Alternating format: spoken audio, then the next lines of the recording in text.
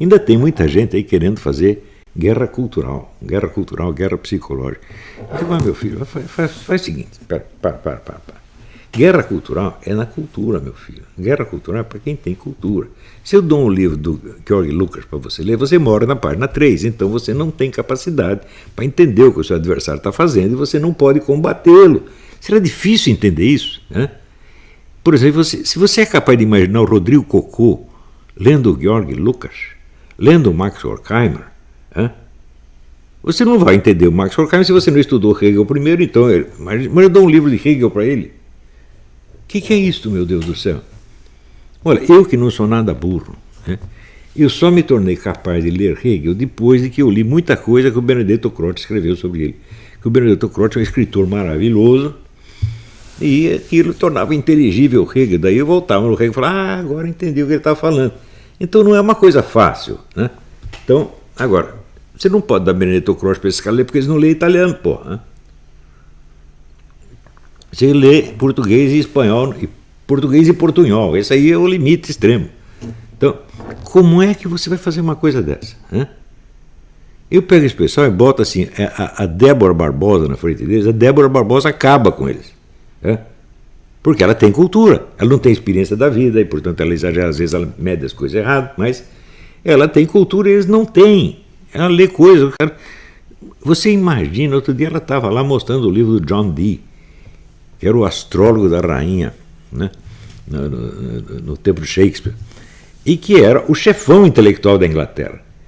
E mostra coisas, vai dizer, que eu mesmo sabia, falar, olha, o Newton tirou as suas teorias do John Dee. O John Dee era astrólogo alquimista, é um macumbeiro mor da Inglaterra. E foi dali que o Newton tirou a ideia da gravidade, que o próprio Newton dizia que não sei o que é isso. Até hoje ninguém sabe que raio de coisa é a gravidade. E o negócio que ninguém sabe o que é, nos é oferecido diariamente como explicação de tudo. O negócio tá bom pra caramba, né? Também, se você pensar no negócio da física quântica, né? Tem o Brian Ridley, que é um dos maiores físicos ingleses, ele disse até, ninguém entende o que é isso. A gente mediu umas coisinhas e observou que é assim que acontece. E isso aí é a física quântica. Nós não temos a menor ideia do que isso seja. Então, há quanto tempo nós estamos lidando com conceitos que ninguém sabe o que é? Não é incrível?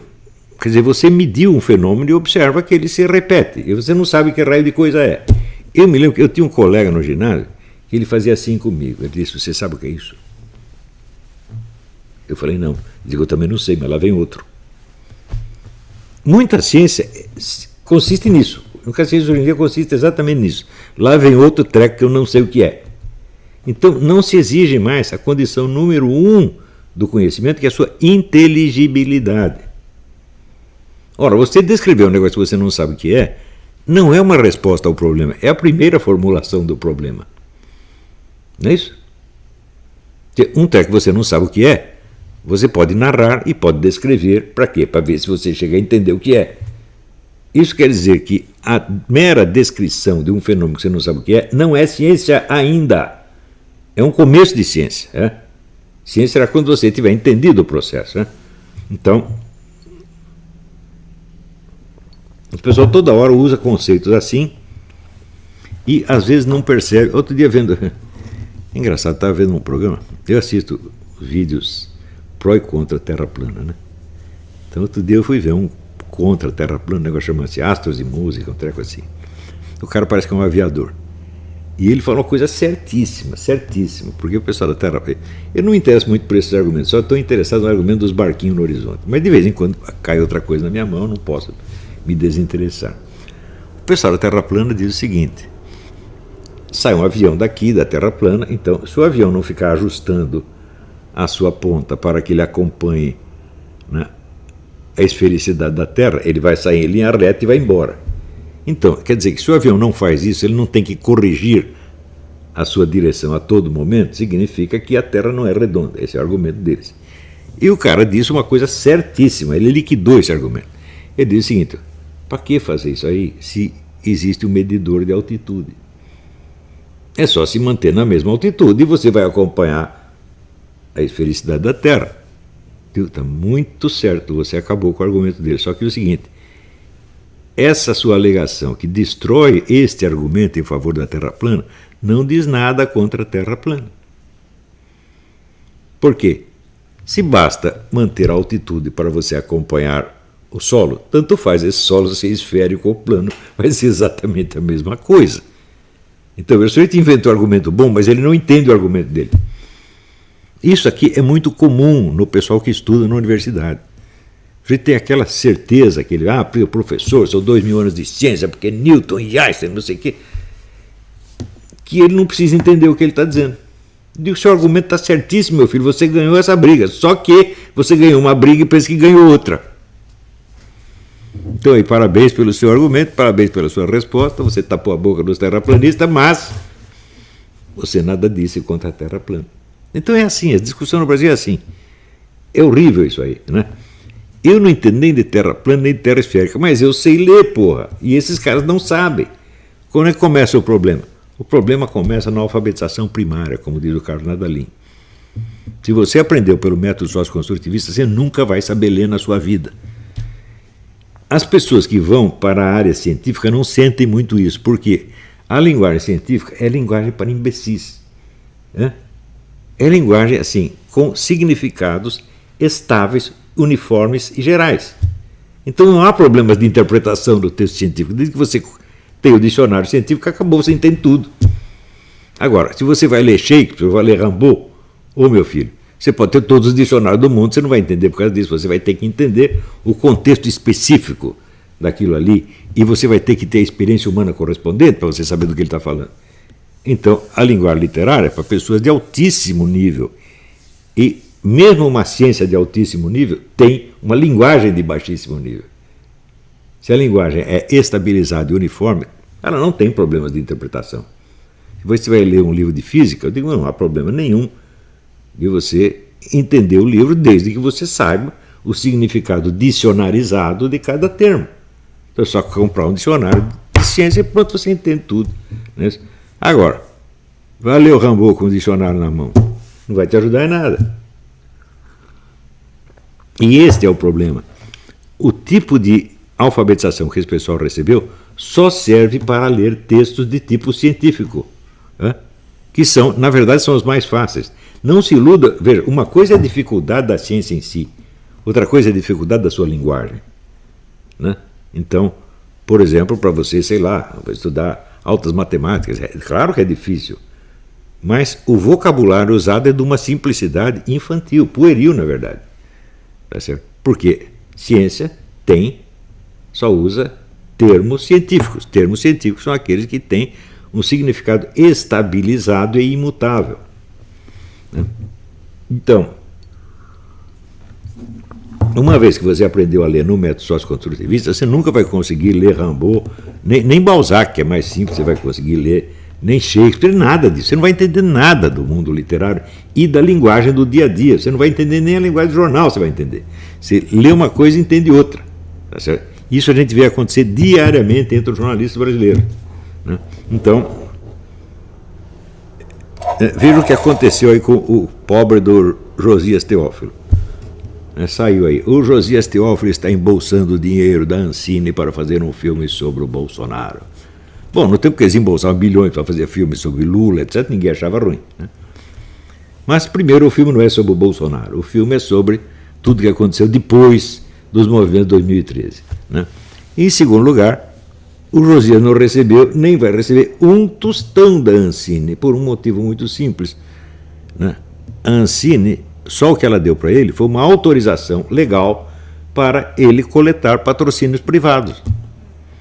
Então ele chega lá no patrocinador, aqui, seu Olavo, o senhor que é um bilionário, né? Está aqui a autorização, tenho autorização do governo para pedir o seu patrocínio. O senhor vai me dar ou não vai dar? O cara lê lá, não vou te dar, porque o seu filme é uma merda. Pronto, acabou. É isso que a Ancine deu para ele. Né? A Ancine só provou que o pedido dele é legal. Todo mundo noticiou que ele está recebendo dinheiro da Ancine. É sacanagem? Em parte é sacanagem. Se for sacanagem, está até perdoado. Mas, em vez, não é sacanagem. O cara acha isso mesmo. Ele acha que a Ancine dá dinheiro para os caras. Né? E assim vai. E o outro que foi informar para o Bolsonaro que a Ancine estava dando dinheiro para fazer o filme sobre a Bruna Surfistinha. O filme foi feito em 2011. E sai no jornal isso, porra. Quer dizer, é uma coisa de uma burrice, de uma incapacidade, assim, aterrorizante, na verdade. Gente, nós estamos numa das fases mais complexas da história do mundo. Eu acho, por exemplo, que quem não tem aquele tipo de informação que a Débora Barbosa dá nos vídeos dela não vai entender nada. Muitas vezes eu acho que ela exagera, porque quando ela descreve os esquemas de poder, ela está baseando aqui, são as pessoas que mandam no mundo. Eu acho que essa expressão é completamente errada. Quem manda no mundo é Deus. Né? Eles querem ter o controle do mundo, mas eles estão tentando há 2000 anos. Eu digo, no que isto mudou a vida real dos seres humanos? Em muito pouco. Por exemplo, quantas pessoas, né, acham realmente que existem 3 sexos? É um número insignificante de pessoas, nas classes altas só. Mesmo essas dizem isso assim, como é que se diz? Meio gozação, né? Então, isso não afetou a vida humana, no mais mínimo que seja. Afeta a vida de certas pessoas que estão diretamente sob a influência dessas sociedades. Se você pensar quantas pessoas pertencem a sociedades secretas, né? Vamos pegar a menos secreta de todas, né? Que é a maçonaria. Né? Quantos maçons tem nos Estados Unidos? Parece que 5 milhões. Num país de 300 milhões de habitantes. Então a influência não é tão grande assim. Né? Mais ainda, muitos desses maçons são pastor protestantes, são outras coisas, quer dizer, também são cristãos, então já estão misturando uma coisa com a outra. Né? Eles estão infiltrados na igreja protestante para perverter tudo. Não, eles acham que não. Talvez o chefe deles lá em cima queira que eles façam isso, mas até chegar lá leva um tempo. Não é fácil assim, né? Então, os poderes mundiais não são tão poderosos quanto as pessoas imaginam. Eu me lembro de que, pelos planos de tipos como Rockefeller e outros, haveria um governo mundial na década de 80. Né? Já passou 20 anos, não aconteceu ainda. Então, muitos planos deles vão para o buraco. Vocês lembram? Assim, no começo do século, estava elegendo um papa em Roma e iam eleger um cardeal Rampolla, que secretamente era um maçom. Daí apareceu o representante do Império Austríaco, que fazia parte do eleitorado, como representante do imperador, e ele mostrou um papel, não pode eleger esse cara porque ele é maçom. Um cara ferrou com todo o esquema, porra. Agora dizem que os papas mais recentes, os papas maçons, pode ser que tenha, né? Não sei, não tenho como investigar, mas pode ser que sim. Só que levou um século para eles apresentar, botar um segundo maçom lá dentro. O negócio não é fácil, né? A vida dessas sociedades também não é tão fácil. Por que você acha que vive morrendo gente dessas sociedades? Né? O pessoal da loja maçônica P2, morreu esse, matou aquele, matou... A vida deles não está tão fácil assim, né? Então, dizer, eles mandam no mundo, eu acho que é uma hipérbole, não uma coisa exata. Né? Há anos eu me pergunto isso. Quanto de poder essa gente efetivamente tem? E eu não tenho meios de medir. Para medir, eu precisava dedicar uns anos ao estudo especializado dessa coisa, como a Débora está dedicando. Né? Mas eu não posso, eu tenho outras coisas para tratar, também não posso focar minha atenção nisso. Porém, uma coisa é certa. Quando eu perguntei quem são os agentes históricos, os agentes da história, né? Os agentes que realmente fazem a história, um desses agentes, eu disse, são as sociedades secretas e iniciáticas, é uma coisa óbvia. Né? E hoje em dia, a partir do século XIX, XX, mas mais o XX, os serviços secretos. Né? Há países que são controlados 100% pelo serviço secreto. A União Soviética, quando você fala de KGB, fala KGB e CIA, faz-me rir. Porque a CIA, coitada, ela não pode sequer agir dentro do território americano. Ela só pode agir no exterior, assim como o FBI só pode agir no território americano e não fora. Mas a KGB controlava tudo. A KGB era dona do governo inteiro. A KGB controlava até que livros se podia publicar e quais não podiam. Quer dizer, a KGB comparado com a CIA é o elefante comparado com a formiguinha. E, no entanto, as pessoas sempre imaginam, né, esta equivalência por falta de conhecimento. Assim como outro dia apareceu um cidadão aí, dito de direita, conservador, comparando o Foro São Paulo com essa cúpula conservadora latino-americana. Digo, meu Deus do céu, o Foro é uma organização permanente que congrega quase 200 partidos políticos e tem grupos de trabalho toda semana se reunindo em toda a capital, né? E dinheiro que não acaba mais, dinheiro inclusive saiu do BNDES, né? Bilhões saíram do BNDES para financiar isso aí, né? E a tal da cúpula é apenas um congresso que se realizou uma vez. Quer dizer, não é uma organização, ele foi um acontecimento, um evento. Como é que você vai comparar um evento com uma instituição permanente, né? Um evento que não tem nem dinheiro, com outra que é bilionária, né? Quantos governos essa cúpula comanda? Nada. O Foro São Paulo comandava 12 governos, né? E nos países que não governavam tinha uma influência enorme. Portanto, é uma coisa absolutamente desproporcional. Mas a necessidade, veja, a necessidade mais extrema da mentalidade pequeno-burguesa é descrever tudo como se a luta política fosse um negócio equilibrado, né? Assim, tem a direita e tem a esquerda, eu estou acima das duas, né? Eu não me envolvo nessas coisas ideológicas, né? Então, claro que para isso ele tem que mostrar as duas forças com medida mais ou menos equivalente, né? Então, se você pegar, por exemplo, é a mesma coisa que você comparar, sei lá, né, os nazistas e os judeus, não é isso? Então, tem os nazistas e os judeus, é um conflito político. A única diferença é que os nazistas estão no comando das Forças Armadas e os judeus estão lá no campo de concentração morrendo. Essa pequena diferença, não é isso? Então, essa diferença entre esquerda e direita no Brasil foi assim. A esquerda dominava tudo e ainda domina quase tudo. Ao passo que o pessoal da direita tem o direito de abrir a boca. Você vê, se você pega o Globo, que é o maior jornal do Rio de Janeiro, você tinha 100 colunistas de esquerda e tinha um ou dois da direita. Mesmo assim, quando tinha o Roberto Campos é um cara muito moderado. Comparado com o que diziam dele, ele nunca vai falar mal dos outros dessa maneira. Daí, quando morreu o Roberto Campos, botaram eu no lugar. Daí eu comecei a falar umas inconveniências, contei do Foro de São Paulo, logo me tiraram. Então significa o seguinte, a realidade do comunismo, e portanto, o discurso anticomunista está proibido no Brasil, proibido em toda a mídia, proibido nas universidades. Quando que a direita teve isso? Por acaso, a ditadura militar proibiu o discurso esquerdista? Não proibiu em lugar nenhum. De vez em quando ia lá, riscava uma materinha. Mas matéria de opinião eles nunca censuravam. Censuravam notícias que, segundo eles, podiam prejudicar a investigação das guerrilhas. E isso era tudo. Eu estava lá, eu vi, eu estava no jornal mais censurado de São Paulo, que era o Jornal da Tarde. O chefe do jornal, que era o Rui Mesquita, não deixava nem o censor entrar. O censor ficava sentado numa mesinha na portaria, né? Uma vez ele teve a ousadia de vir até a redação, o Rui mandou, sai todo mundo, nós todos saímos, o cara ficou sozinho na redação. Então ele, para cortar uma materinha, ele tinha que pedir por favor, né? Agora, esse pessoal comunista, não, eles controlam tudo.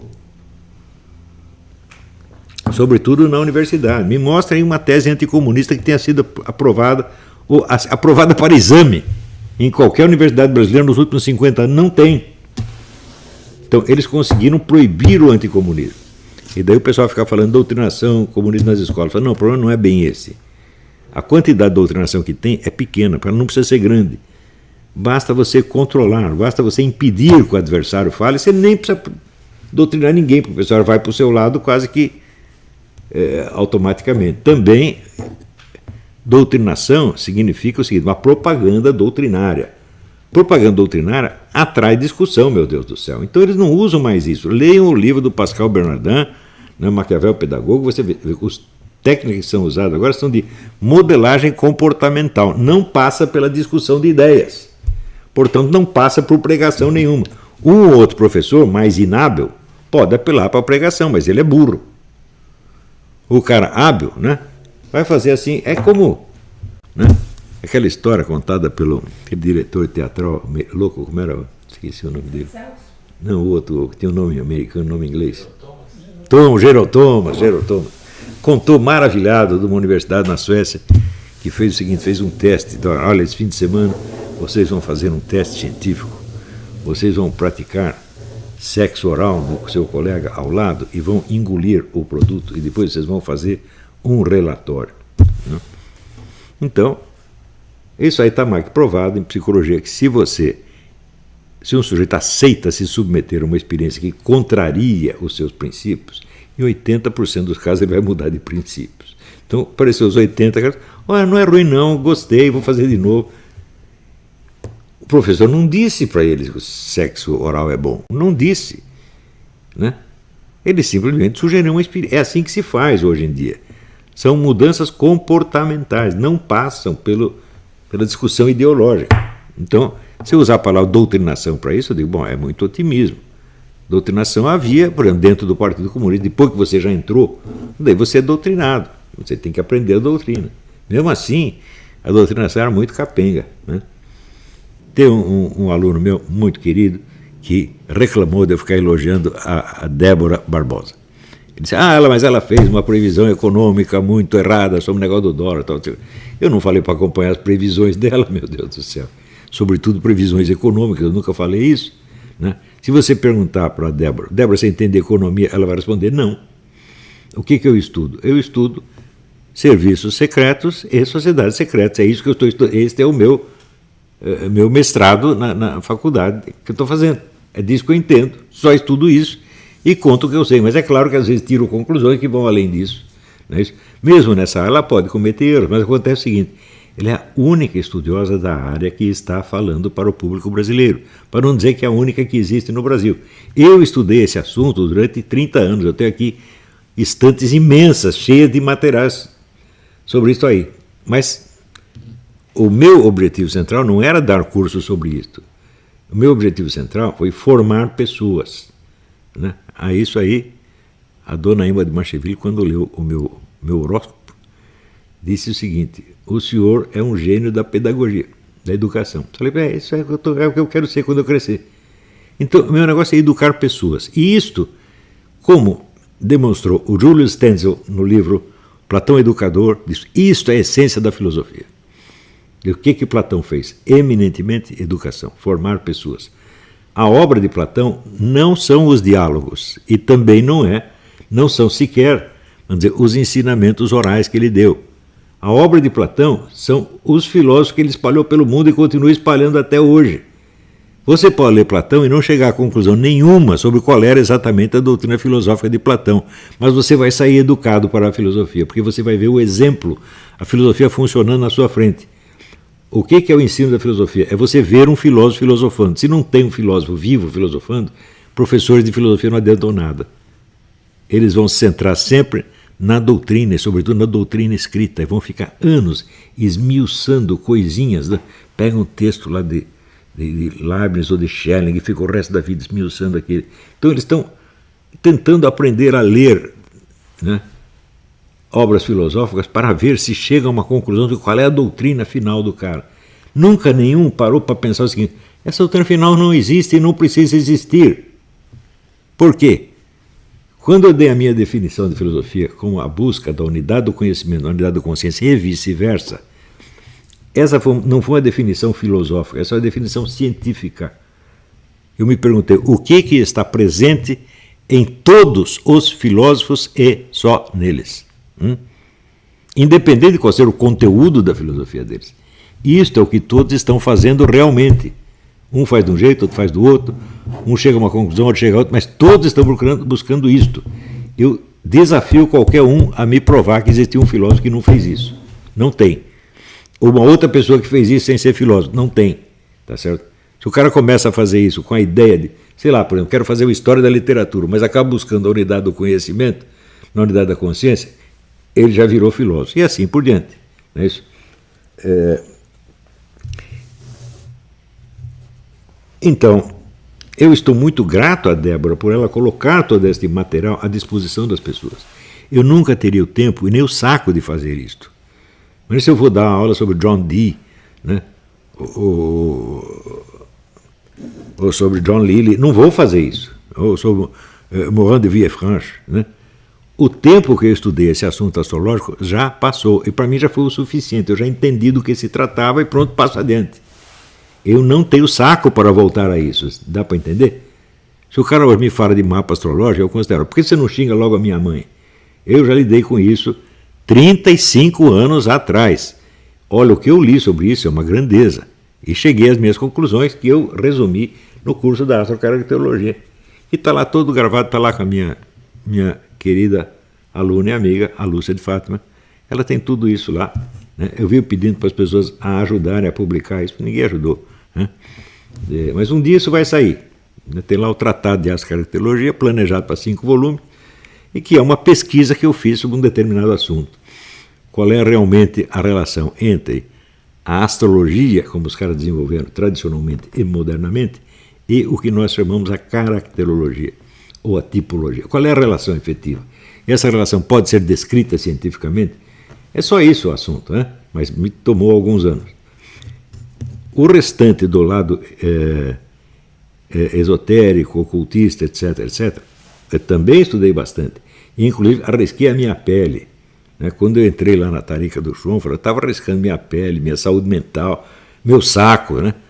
Tudo isso para ver se aprendi alguma coisa. Aprendi, tirei minhas conclusões. Não haveria tempo de eu contar para vocês. Né? Então, alguém precisa fazer isso, meu Deus do céu. Ela está fazendo. Ela não sabe o quanto ela está me ajudando. Ela não sabe o quanto os vídeos dela ajudam os meus alunos a entender o que eu estou dizendo. Mesmo quando está errado o que ela está falando, porque ela tem 23 anos, meu Deus do céu. Ela não pode acertar em tudo, sobretudo não pode acertar em áreas que ela conhece mal, como, por exemplo, a economia. Não é isso? O que importa é isso, não julgar uma pessoa pelo que os outros acham que ela deveria fazer, mas por aquilo que ela quer fazer. Ela só quer divulgar o que ela estudou sobre sociedades secretas e serviços secretos. Veja, aqui nos Estados Unidos tem milhões de pessoas que estudam isso. A bibliografia é imensamente rica. Tá certo? E eu tenho muito desses livros. Né? Tenho muito mais do que ela. Colecionei livro aqui, estou colecionando há 50 anos. Tá certo? E no Brasil não tem nada. Sabe o que é nada? Existem livros que são publicados por gente das sociedades secretas. Né? E, às vezes, por pessoas da igreja que estão condenando as sociedades secretas. Mas condenando, mas não estão explicando. Né? Então, em geral, para o doutrinário católico, só interessa uma coisa: isso aí combina com a doutrina da igreja, sim ou não? Se não combina com a doutrina da igreja, ele está condenado e acabou. Ele não está interessado em explicar isso historicamente, dizer como é que essas coisas adquiriram o poder que adquiriram. Não vai estudar esse aspecto. Então, o povo brasileiro é o mais desinformado do mundo, até não só a respeito de sociedades secretas, mas até a respeito de serviços secretos. Tanto que o pessoal confunde CIA com KGB. Acabei de falar disso aí. A CIA é um serviço secreto para atuação no exterior. Os Estados Unidos não tiveram um serviço secreto para atuação fora do território americano até a Segunda Guerra. Eles começaram a constituir na Segunda Guerra, chamava-se OSS, Organização de Serviço Secreto. Depois virou Central Intelligence Agency. Depois. Cheio de comunistas, desde o início. Por quê? Porque quando eles começaram a montar o negócio, a União Soviética era parceira, era considerada amiga, então encheu de comunista. Está cheio de comunista até hoje. Né? Então,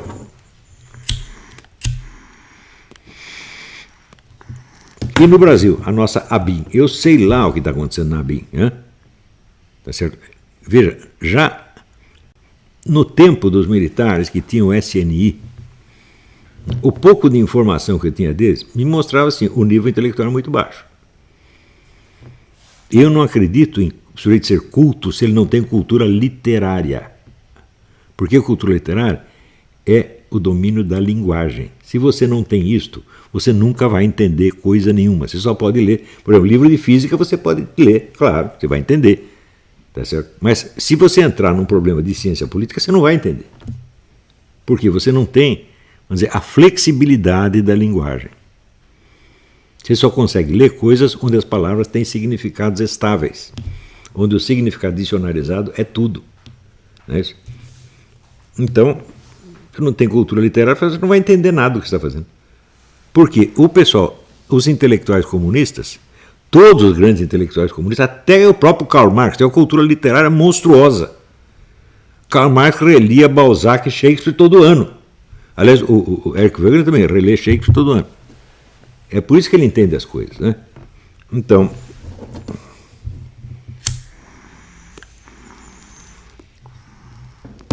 Então é por isso o seguinte, eu estou muito grato a Débora e os erros dela não têm importância, gente. Né?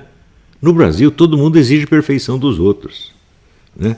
Jesus Cristo diz, sede perfeitos como o Pai é perfeito. No Brasil ele diz, sede perfeitos como eu sou perfeito. Né? Vocês viram? Na Bíblia não tem um monte de personagens que cometeram pecados horríveis e Deus os considerou perfeitos? Né? Por quê? Não por causa do pecado, evidentemente. Mas simplesmente por causa da própria busca da perfeição. Quando disse perfeito, meu Pai é perfeito, você acha que Jesus Cristo é burro de achar que alguém pode ser perfeito como o Pai dele é perfeito? Não, ele não disse isso. Ele disse, você tem que buscar a perfeição. Né? No sentido em que você vê a perfeição de Deus, você tem que imitar. É isso que ele está dizendo. Não que você vai chegar lá. Né? Você não precisa chegar. Ele te põe lá. Ele te aperfeiçoa. Ele termina o serviço para você. Né?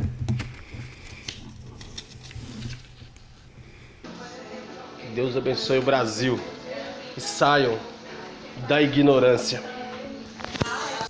Não se esqueça de se inscrever. E fiquem com Deus. Saia da ignorância.